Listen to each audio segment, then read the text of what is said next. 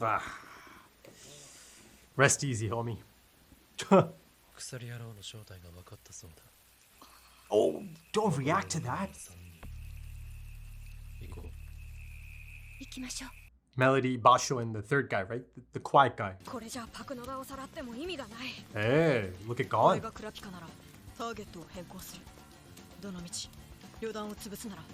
Go for the head.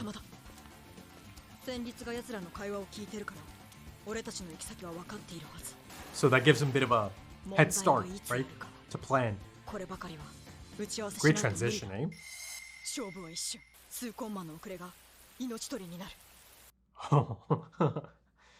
Yeah, I mean, I said head start, but it's not that much of a head start, right? They have to think quick, really quick. But also, I like that, Gon picked up on it. That, yeah, there's no point now to target Pakunoda anymore. Good to see, good to see. Yes! Okay, they cooked something up. They did. Or at least Yorio did.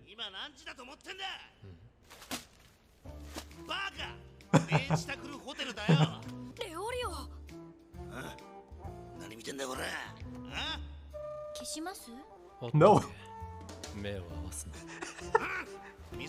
Oh, he's putting on his show, my guy.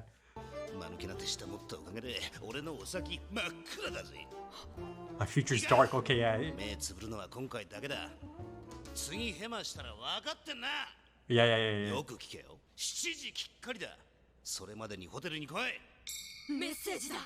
Indeed it is. Ooh.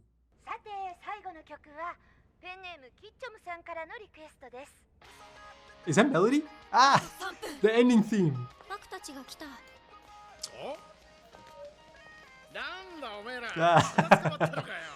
You should be happy to see them. He is happy.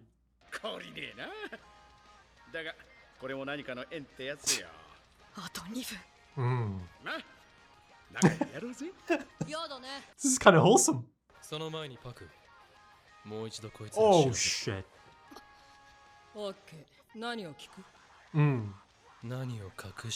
Whoa. It is. It covers quite a bit of ground. Is that Melody?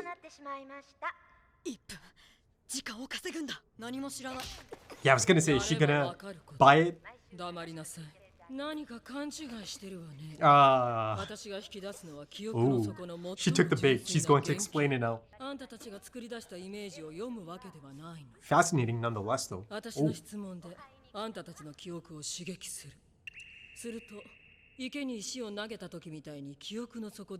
Oh, I like that. I like how she frames that.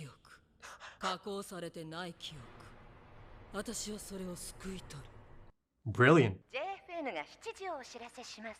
Okay. Oh, she got it. She got it.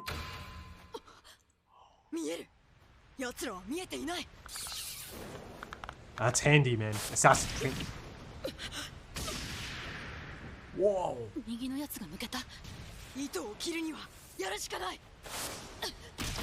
Oh. That's insane. That's insane.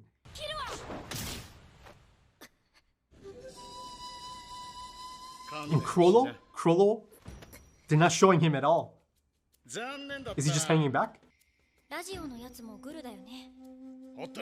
She did. Oh, she actually even saw the Oreo before.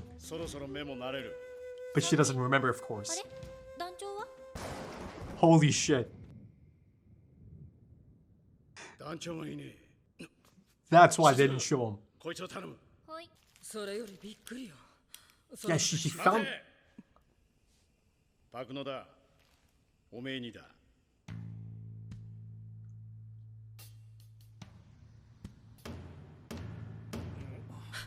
Oh, that was a receptionist.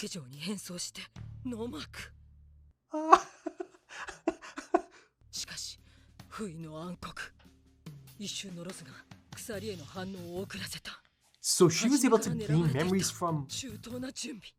いや、でも停電、7時欠航など断片的な From the キーワー letter? ドしか救い取れなかった。奴が最近まで自分の能力を仲間にも隠していた Yep. からに違い Yep. ない。 Spot on. Spot on.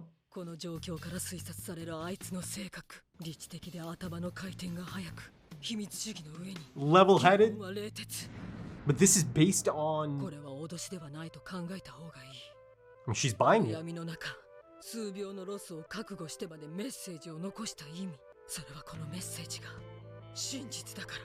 Oh, the 奴 darkness. には心臓の鼓動を聞くことで他人の感情を読み取れる仲間がいる。そいつがいるからこそ奴が残したメッセージ。 Oh, wow. 私が話せば奴は仲間を見殺しにしてでも団長を殺すだろう。それは団長を奪還するチャンスだけど。 But the lobby is in a small place, so it doesn't quite add up to her これから fortune 俺 yet. は一言も話すな。 Okay, Nobunaga taking マチ charge. お前は糸に集中しろ。 Oh. 俺が変わる。雲では俺が頭でお前たちが手足。 Whoa. 手足は頭の指令に対して忠実に動くのが大原則だ。が、それは機能としての話で。 Nobunaga, Franklin. Oh, look at Franklin. 例えば俺が死んでも誰かが後を継げばいい。 Fate. 場合によっては頭より足の方が大事な時もあるだろう。見極めを誤るな。俺の命令は最優先だが、俺を最優先に生かすことはない。生かすべきは個人ではなく The spider as a whole. 雲。それを忘れるな。この場合はどうなのだろう。この Pride and betrayal. Or betrayal. その弱点、これを今みんなに話せば奴は倒せる。造作もなく。でもそれには団長の死が高い確率でつきまとう。 Rock and a おそら hard くウーゴが place. そうだったように、雲のための死、二択。話すのが裏切りなの On a か、 dark day. 騙すのが裏切りなのか。 Right. 生かすべきは雲。団長、私たちにはまだあなたが必要です。 Oh, okay, here it comes. たとえそれが雲に対する裏切りでも。 This showed Krapika right in the beginning. I just didn't. It's the first time he's in a ponytail though. 何を見ている？いや、鎖野郎が女性だとは思わなかった。私がそう言ったか。見た目に惑わされぬことだな。それより発言に気をつけろ。何がお前の最後の言葉になるかわからんぞ。殺せはしないさ。大事な仲間が残ってるだろう。挑発を受け流せるほど今私は Calm down, calm down. あの娘の占いにもこのことは出なかった。 Yeah, that's right, it didn't. つまりこの状態は Oh, actually, 予言するほどのこともない。取るに足らない出来事というわけだ。 but that's a good point. That's a solid point. もしそいつを殺したら俺がお前をやるぜ。もう He's taking the bait. He's taking the bait. 俺にとってこの状態は昼下がりのコーヒーブレイクと何ら変わらない。平穏なものなのだ。 Yep, he took the bait. He's taking it. 状況は五分。 He's trying to get a read on Krapika, and he just 五分前提がまず間違っているよ。俺に人質としての価値などない。これ以上くだらんざれ事を並べるなら。嘘じゃないわ。彼が言っているのはすべて see 本当よ。 he certainly believes it, but they just showed us Pakunara. これは事実。彼の心臓は至って平常。動揺はみじんもないの。 He's 死への calm. 不安、恐怖、何もないわ。死を受け入れている音。死を毎日そばにあるものとして享受している音。なんでこんな音が出せるの？もう聞きたくない。その人の音もあなたの音も。彼は本当に自分には人質の価値 He がない believes と it, 思 but っている。でも彼 he's が overestimating 言うことも事実。お前らは一体。 the spider. 雲さ。 It's going to be tested though. The ideology of the spider. マチとパクがやられた。で、奴にはプロハンタークラスの仲間がまだいる。で、 Ugh. メッセージの裏をよく読め。言ったろうが停電。目が慣れた時には団長はもういなかった。とにかく動ける状態じゃなかったんだ。 Look at this. オーケー。反省会は後。 Yeah, the blame game, とにか right? く対策だ。5年ほど前、火の目のクルタ族を虐殺した時、すでにお前はリーダーだったのか。答えろ。 Krapika, come on, それ man. がウボを殺した鎖か。He's in. he's tied up, but he's the one in ウボウは complete 最後に control. 何と言っていた。覚えていないな。嘘だな。だろ Kill me. 気持ちはわかる。俺も同じだ。お前に話すことなど何も。 Right. That too. That too. Come on, Kurapika. Come on. But listen, he 決 has. 定的だな。 Yeah, he got his reading. 意外な穴、鎖野郎の弱点。 He saw さ it. せる。 Yeah, he saw it. He gave it up. Kurapika gave it all up there. 従わなければ即座にお前らのリーダーは殺す。 He 一 knows. つ、追跡 Krollo は knows. する。二つ、人質の二人に危害を加えるな。二つ目の指示だが、人質の二人はさっき暴れた時に何箇所か骨折させちまった。 No, no, no, no, no, no, no. ならば交渉の余地はない。なんだ、すまん。 I love that. I love that. くだらん真似はするな。さっさとパクノダに変われ。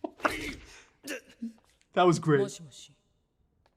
まず、この会話を聞くのはお前一人だ。離れた場所にいる。まず、今から仲間とのコミュニケーションを禁ずる。会話はもちろん、動作、筆記、暗号、アイコンタクト。 Does the memory bomb count as well? これから場所を指示するが、お前一人で来い。 Ah, でも鼓動に動揺があれば、人質は殺 the す。 designated spot. That could be the spot they mentioned in the fortune. 残りの者は全員アジトに戻れ。10人。常に同じ場所に。 Ah, so it's a 一人で stipulation. も欠けていたら、人質は殺す。いいな。迷うなパクノだ。みんなと来い。 Yeah, こいつは使命より仲間を。 he knows that, but おい、バク her reading of Kurapika is. パークは一人で行かせるんだ。俺たちはアジトに戻る。鎖野郎の指示だ。 Ooh, それがどうした？指示に背いたら団長が potential やられるぞ clash. バカかお前。そうなったら鎖野郎を殺す。それで終わりだ。団長もきっと同じこと言うよ。 Right. 信長、お前の考え方、雲への The 侮辱だ。 spider above everything else or anything else. Even me. 同感だな。パク一人だけ行かせても意味がない。 He's more about ゼロ protecting ゼロ her, 奴の指示 but に those 従 two えば are. 占い通りになっちゃうよ。私は信長に賛成だ。 Ooh, 今はまだ factions. 指示に従った方がいい。僕も。今はそりゃいつまでだ。手足が半分なくなるまでか。 Right. That's in the back of their minds as well. でもやっぱり信長派かな。団長にはまだ死んでほしくないし、もちろんパクもだけど、パクも同じ気持ちだよ。だからこそ何も語らずに。 I mean, there's something else compelling her to not say anything, 呆れ right? たな。今すぐぶっ殺したいところだが。バクのだ追うのが先だ。待て Oh shit. Ooh. Yes. そこから一歩でも進んだら切るぜ Hey, troop members are not supposed to やっ fight. てみろよ。 At least not serious fights. 団員同士のマジ切れ禁止。お前、信長派じゃなかったのか。ルールの否定は雲の否定。 Mm. それは団長をも否定する。 Mm. それだけはしたくないから。 Look at this. 奴らは全員揃っているか。今はね。でも、さっきまでパクノダを追うかどうか。 That's 余計なこと言うんじゃねえ。 smart. Use them as the official messengers, ア right? ジトに戻れ。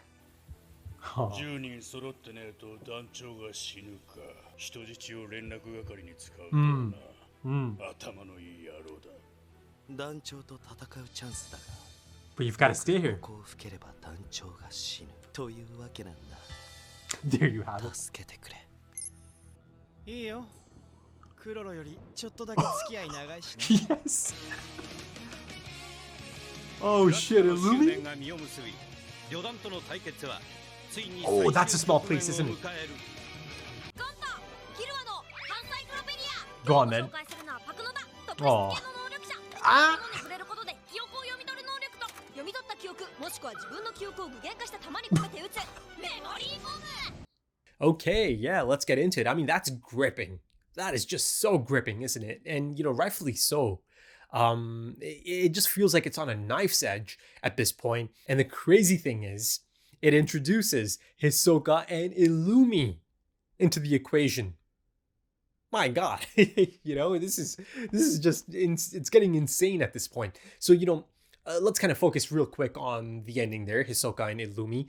Ultimately, Illumi is about to do something for him, as he agrees to, because, he straight up just told him, yeah, sure. I know you a bit longer than Crollo. I mean, as far as I know, it's as simple as Illumi being hired by Crollo, and that's that, right? It doesn't really go beyond that. But yeah, he's known Hisoka for some time, of course.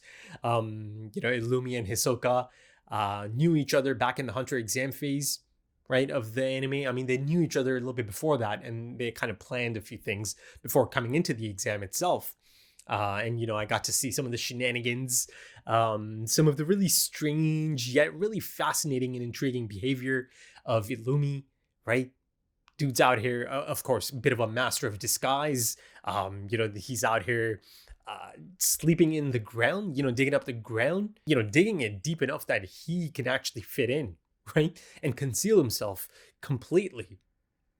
So yeah, I never actually even got into that since I did find out, later on that, yeah, he's a Zoldyck, he's a trained assassin. So I suppose him being in that ditch that he dug up, just kind of sleeping for the rest of the exam, that phase of the exam, I suppose it's some kind of training that he had, that he is able to breathe. Maybe I'm overthinking it. Maybe I'm not thinking about it enough. Maybe I'm not giving it enough of a focus. I don't know. I mean, I really enjoyed Hisoka and Illumi as a duo during the Hunter exam phase. So I'm really quite excited that they kind of, linked up again. Hisoka actually reached out. That in itself is really quite rare, but of course, the person he does reach out to is Illumi. Now, again, something Illumi is about to do for him is going to essentially allow Hisoka to bypass, some of these new stipulations that Kurapika has put into place, right? Some of these demands that, all 10 of the other remaining members essentially have to report back to HQ. They have 30 minutes. He told Finks that they have 30 minutes to go back there. So it'll be interesting to see how exactly Illumi is going to get him out of there, right? Or help him get out of there. I mean, the thing about this anime is that, it uses past story arcs, or it uses, earlier story arcs to establish certain things. Of course, really recently, I mean, it doesn't feel that recent anymore, but the Heaven's Arena arc, right? Crucial. It is crucial and a significant moment for the anime, right? In terms of the introduction of Nen, right? And everything both the characters and I learn in that arc it's so applicable to this arc now, right? The Yorknew City arc. But of course, you can go even further back in the Hunter exam arc. So yeah, in terms of how you can potentially help him, first of all, you kind of just straight up look at his abilities, the type of Nen user he is. He is a manipulator. Is that about to come into play somehow? I mentioned a few of his other abilities a few moments ago. He's a bit of a master of disguise. Could that come into play? This whole digging thing that they showcase, right? Because the thing is, it just felt so strange that they actually made it a point to just kind of focus on that. Sure, not every single thing has to, come back later, but the thing I've really picked up on in this anime already is that, a lot of things, they are there for the audience to kind of take in, or rather take a note of, right? That it could come into play at some point down the line. But yeah, finishing up my point about Hisoka and Illumi, now you have these wild cards, essentially, right? As if it wasn't a stressful enough situation already. Now all of a sudden, they're going to have to deal with, people like Illumi and Hisoka. And by the end of that episode, you see that a lot of these fortunes, or a few of them at least, are really beginning to manifest at this point, or some of the, the conditions or some of the verses are really coming into play, or potentially about to come into play, because it looks like Pakunora is about to go into a small space, a small room. You will face two choices within a small room, right? And also, that there's that bit about the Deathbringer hovers near, close by. Shinigami is the term in Japanese, right? That really kind of sticks out. Now, see, the really fascinating part of this is the Deathbringer component, right? Up until this point, I just kind of assumed or just felt that, okay, it's referring to Kurapika. But given the nature of this, hostage exchange that's potentially about to take place here, and then of course, the possibility of Hisoka looking to get out there, right? And, kind of keeping true to his fortune. The thing is, it could be referring to Hisoka, right? The Deathbringer hovers nearby, right? So there, if that is meant to be Hisoka, possibly, potentially, then there's a possibility of just them having to deal with Hisoka all of a sudden, right? If he's to make it out there, right? Listen, I think, for the sake of the story, for the sake of story progression, for the sake of drama, even more drama, if that's possible after this episode, I'm going to go ahead and kind of assume that yes, Hisoka and Illumi's plan is going to play out, and he is going to make it out there, right? And indeed, it is going to kind of play out exactly how Hisoka's true fortune is set up. But also, before I move on from that point, you also kind of have to remember Sean Lark's fortune, right? I believe in his fortune, they also mention the exact same term, the Deathbringer, right? So yeah, food for thought. That's the really, really cool aspect of this, right? They set up that, of course, Hisoka's ultimate goal, or his actual motives, are beyond being a member of the Phantom Troop, right? Ulterior motives and all that. This is given to us in the Heaven's Arena arc, right? So yeah, I love how you can kind of apply it to both Kurapika, at least from the Phantom Troop's perspective, as far as the Deathbringer goes, but also you can apply a lot of this to Hisoka. But I've got to say, I really, really enjoyed the focus on Pakunora. I did. She's been quite a stoic presence in the Phantom Troop, and in this arc. Really quite intriguing. And I finally really got a lot of insight. A significant amount of insight. Internal monologue, and a lot of it. And I do feel for her. I do. She is certainly caught between a rock and a hard place, right? That was kind of my train of thought after I came across her fortune a couple of episodes ago. And indeed, that's exactly how it's playing out here, right? She must choose between pride and betrayal. And the thing is, at one point she was actually kind of even struggling to kind of classify each one, right? Trying to figure out, okay, is this, if I do this, is that going to count as betrayal? Or if I do that, is that going to count as betrayal, right? So, she's in a tricky position, really tricky situation. But isn't it just fantastic to get this type of insight on a character that, again, up until this point, for the most part, is really quite stoic. It's kind of tough to get a read on her. But yeah, look at this, right? Beneath it all, you do have someone that is capable of kind of, getting themselves all, tied up in a situation like this, right? Emotionally, specifically. And her reaction to this ultimately is one of empathy, right? It's emotional. She's not really, upholding the ideology of the spider. And, the thing is, Chrollo is so sure, right? He's essentially overestimating it, isn't he? And, to a point that he actually truly believes it. Melody confirms it. Yeah, he truly believes that he's not worth anything really as a hostage, right? It's just, the show goes on. If I die, I die. The spider lives on. The spider must live on. But things are not as simple as that, are they? Right? Just in the last episode, I mentioned you can plan as much as you want, right? But once you get out in the field, once you're out there, emotions, once you get into really specific situations, emotions come into play, right? Kurapika is a loose cannon in that last episode. Hell, he really kind of loses control quite a bit. Once again, in this episode as well, you have Leorio getting really quite agitated as well. He's imploring him to, stop, taking the bait. He's trying to get a reaction out of you. He's trying to provoke you. Ultimately, yeah, Chrollo got everything he needed. And that dude is just so damn cool, isn't he? Chrollo.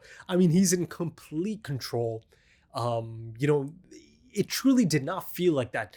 Kurapika actually just captured the head of the spider, because Chrollo made sure to let him know that no, you're not You know, you think you're in control, but no, you're the ones on the ropes, right?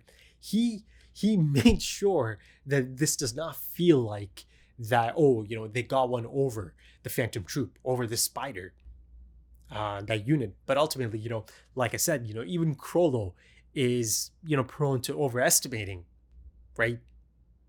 He just feels that the ideology of the Spider, the belief that each one of the, you know, the limbs of the Spider has in the whole is just so absolute that he has no concern at all, to the point that, again, Melody confirms, yeah, you know, he believes everything he's saying.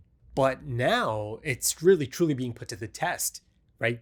The leader of the Phantom Troop, the head of the Phantom Troop, of the, you know, of the Spider, is now in a tricky position, in a tricky situation. Now, you know, you truly get to see the limbs of the Spider, the other members of the Spider, kind of face the situation, an actual situation. You know, hypotheticals are one thing, as, you know, showcased in that really fantastic flashback moment. And of course, you know, I'll come back to that in a bit. You know, a lot of fresh faces, a lot of younger looking faces. I mean, Krollo himself looks so different. I mean, he looked like just a regular guy, right? I mean, now he's got a bit of a striking look about him. I mean, most of them looked really quite different. You know, look at Uvogan. Uvo's rocking that afro. You know, Franklin was actually kind of just looking like a normal, you know, bigger guy. You know, his ears are not doing that thing at that point. You know, Nobunaga, you know, clean shaven, Machi and Pakunora, all of them, right? Did I miss someone? Again, you know, I'll come back to it. And one of the main reasons I find this episode so gripping is because it's really quite a refreshing change, isn't it? To have the focus of this hostage exchange situation mainly on the troop, right? It's from their perspective for the most part. Yes, you know, it kind of transitions back and forth, but you know, the whole point of this episode is the troop members kind of coming to terms with the situation at hand. Like I said, you know, hypotheticals is one thing, but actually facing a really, really unique situation like this, something else altogether. There's this element of shock, of surprise, right? There's this element of butting of heads, you know, moral dilemmas. You know, there's a sense of duty versus, you know, really caring for the head of the Spider as a person, as a friend, rather than someone that is simply just disposable, someone that is replaceable, right? He's not. Right? Even though Krollo himself does believe that, yeah, he's really easily replaceable, right? And he should be replaceable, he's not. He's just not. A few of them certainly feel that they need him. They need him to be around. They don't want to lose him.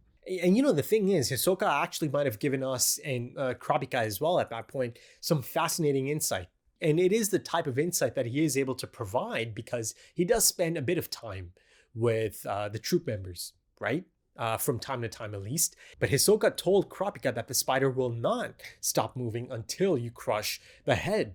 And he said that even though he knew about this ironclad rule of the Spider, right? That, you know, he's replaceable. So it's possible that Hisoka had enough of an understanding for the dynamics of the Phantom Troop, the members of the Phantom Troop, to know and understand that no, that's not going to be the case. If it ever comes down to that, it sounds like he was able to observe and kind of gather that they do have bonds. They have developed bonds, and that if indeed they do lose the head of the Spider, Krollo, there could be some issues. But ultimately, Krollo was not able to foresee the divide that would form within the troop, right? If this kind of situation happened. But you know, the thing is, as a whole, all of them, every single member of the troop, even if they find themselves on, you know, opposing ends of this argument, right? Moral dilemma and all of that, ultimately they all care and respect. They all care for Krollo, the head of the Spider, and they respect him. They do. But of course, the main difference is a few of them, you know, kind of want to continue to respect him in a manner that's been established by him, right? Kind of by the rule book. But then there's a few of them that are a bit more emotional, right? They care a bit more about the person that is Krollo rather than the leader of the Phantom Troop, rather than the head of the Spider. You know, bonds, human connections, human nature. It's a thing. It's a thing, even for them. And the thing is, that's not something that's kind of presented in this episode. It's been there since essentially the Gathering of Heroes, right?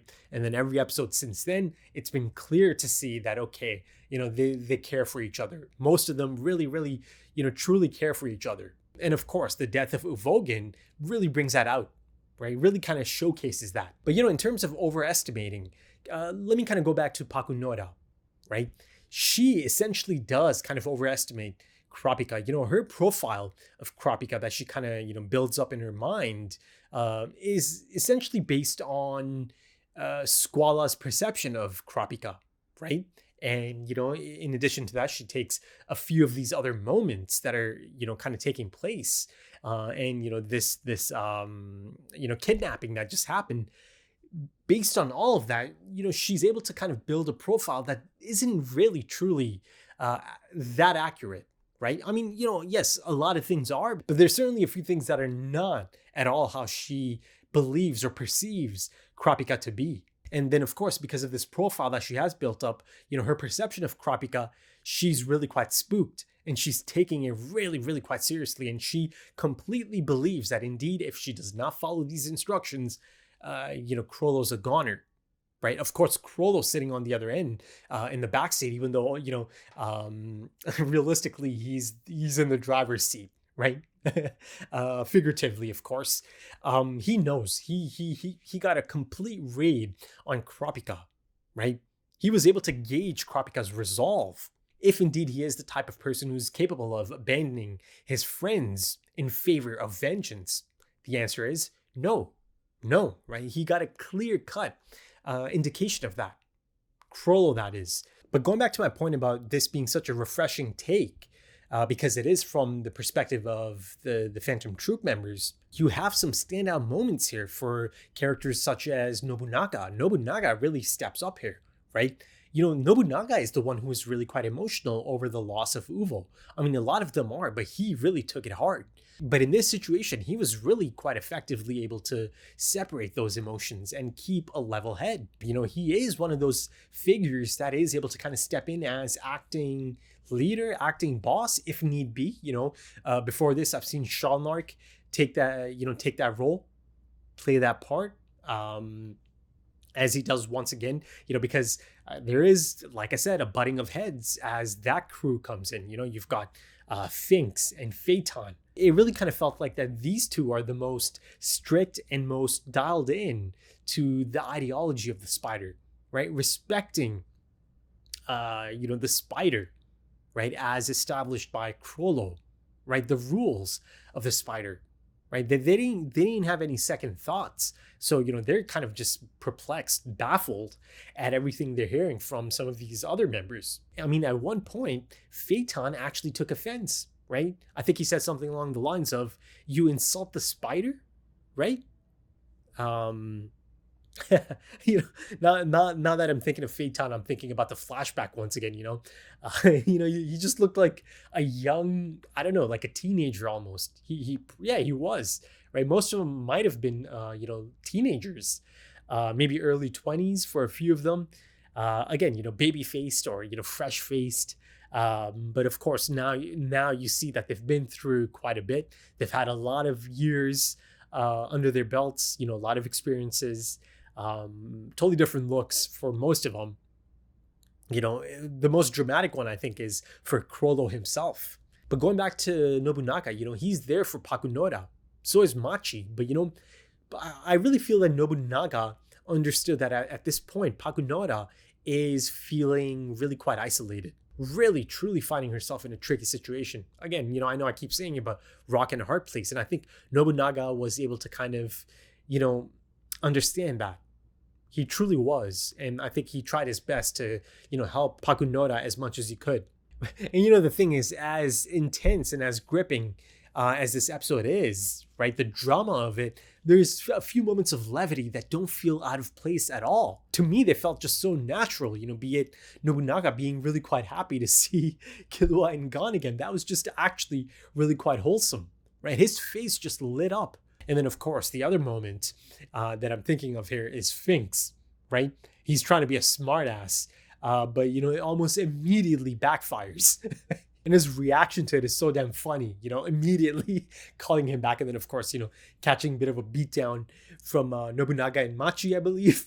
But for a moment, let's kind of shift the focus to the other crew and the really impressive operation they pull off here, the kidnapping of Crollo, right? And of course, a part of it is also, potentially having Gon and Killua escape, but, they gave it a shot. Like Nobunaga said, you gave it a good shot. Even then, he's still not really mad at them, is he? But to formulate and then execute that plan in that time frame, it's damn impressive. And listen, let's not forget Leorio. He gets so much credit. He put on a damn good show, and a lot of it actually kind of felt like, okay, it's like on his shoulders. He had to sell that persona of that businessman that is just kind of agitated. The type that people just kind of want to ignore. Crollo just straight up tells Shizuku, right? Shizuku just offers to get rid of him, but he's like, nah, just don't even look at him. And then, of course, in addition to that, he had to sell the plans, right? The details of the upcoming, lights out, the blackout, rather, at 7 p.m. And then, of course, you've got Kurapika as well, who's there as a receptionist, right? There's a shot, there's the frame of them coming in, the members of the Phantom Troop, alongside Gon and Killua. There's a shot, right? It's on the left side of the frame. That's Kurapika, but of course, I had no idea at that point. There's no chance I could know that that's meant to be Kurapika, right? Because it's a different hairstyle than the last disguise from the last episode, right? There, it was more so of a Lady Gaga type look. Here, it's even the color of the wig itself is a little bit different. But one thing that is a little bit strange to me is that these really noticeable people, the Phantom Troop members, these are really colorful characters.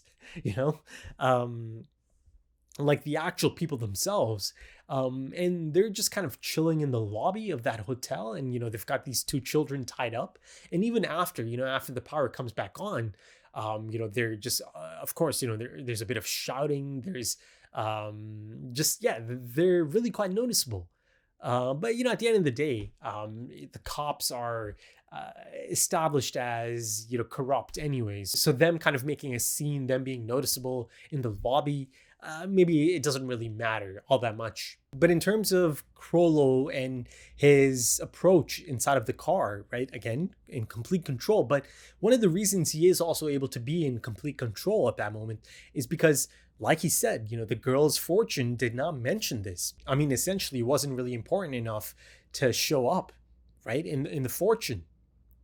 Meaning he knew that, of course, I'll be fine. I'm not going to die. It's kind of similar to him going up against Zeno and Silva, right? He knew that he's not really going to die here.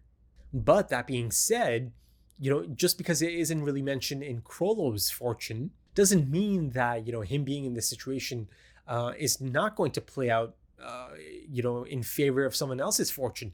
In this case, in this really specific case, Hisoka's fortune, right? It's stated that essentially he is going to be handed Crollo, right? It is alluding to Crollo being handed to him by Kurapika, right? The description just kind of fits. It all kind of fits the bill. But also, let's take a moment to actually kind of get into Melody's reading of Crollo's heartbeat, right? Oh my God.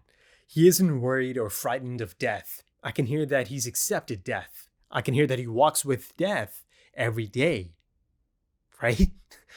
So, even there, you see that he completely believes in the spider and the absolute rules of the spider, the ideology of the spider, that he is not that important in the grand scheme of things. He is replaceable.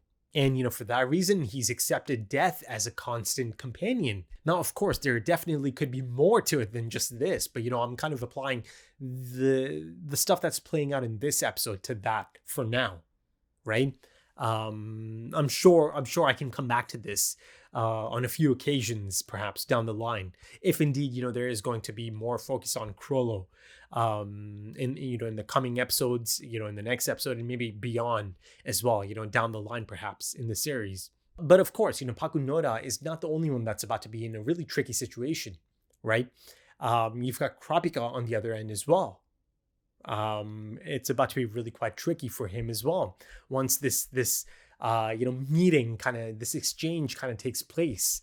And the thing is, some of these stipulations or the demands that Kurapika is making, it really kind of was reminding me of the whole setup of the fake fortune that Hisoka had, right? The whole idea of the sword of law. Though, of course, Kurapika does have his own sword of law, if you will, right? Again, his is called the Judgment Chain. So, let's see. He does have the leader, the head of the spider. I mean, there's still quite a bit that can happen here, right? In terms of potentially, doing something that could cripple the spider, or the head of the spider at least, right? So yeah, I don't think Kurapika is going to just let it be as simple as, okay, it's going to be a simple exchange, right? Of course, it's not going to be simple. But I don't think Kurapika is going to be ready to just let the head of the spider, walk without potentially doing something, putting something into motion. Though ultimately, I do believe, mainly it is going to be all about just making sure that Gon and Killua come back safe and sound. As Crollo essentially already figured out, this person is not about to, sacrifice his friends for a shot at vengeance, right? So yeah, there's some fantastic setup here, phenomenal setup even. And I'm sure this next episode's about to be just as gripping as this, especially this meeting that's about to, take place, or that is imminent. And then, of course, you sprinkle in Hisoka and Illumi, and it makes for a chaotic situation, potentially, right? So, yeah, I'm really quite excited. So, yeah, if you enjoyed that, consider dropping a like, consider dropping some comments, give me your thoughts. If you are interested in early access or, timer-based full length, or perhaps even full opacity, consider checking out the Patreon page and potentially supporting the channel. The links are in the description and the pinned comments, also links to social media, if that's your thing. Right then, thank you so much for joining me, folks, and thank you for your time, because time is precious. It really is. And I do hope to see you again soon for episode 58. Until then, take it easy.